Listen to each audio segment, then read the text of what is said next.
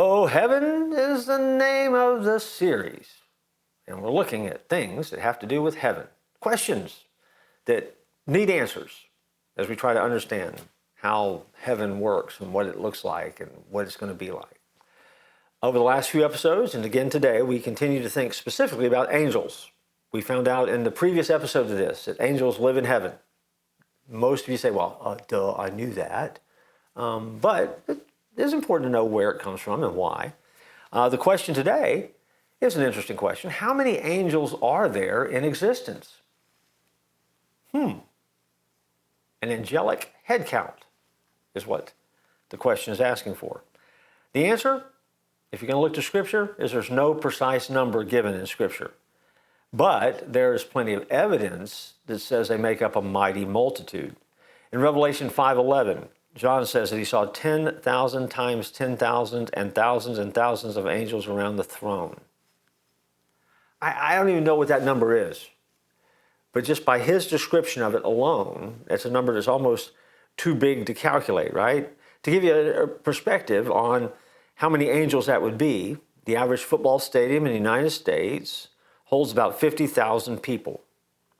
It would take 2,000 stadiums of that size to hold 100 million people. The total number of angels that John saw may have exceeded that. I mean, because that was done in a way where the highest numerical figure used in the Greek language was 10,000.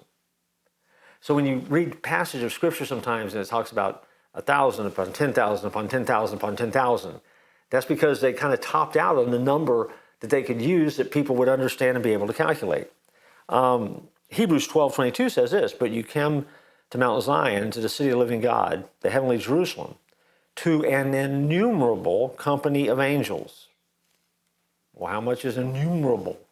Well, that just means that the population of angels is so large they can't be counted. So, if you need a specific to the question, how many angels are there in existence? The answer is a bunch. That's specific.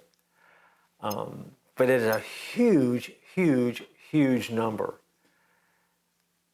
The reason it's so big, because God created them that way. God created the number that he needed.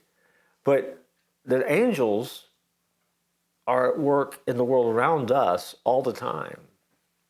And angels are busy and engaged in accomplishing the things of God, even though we can't always see them. And so instead of saying a bunch, maybe the best answer biblically to the question of how many angels are there in existence, the best answer would simply be enough. Enough to do what needs to be done. And so we'll look at angels once again in our next episode. Until then, oh heavens.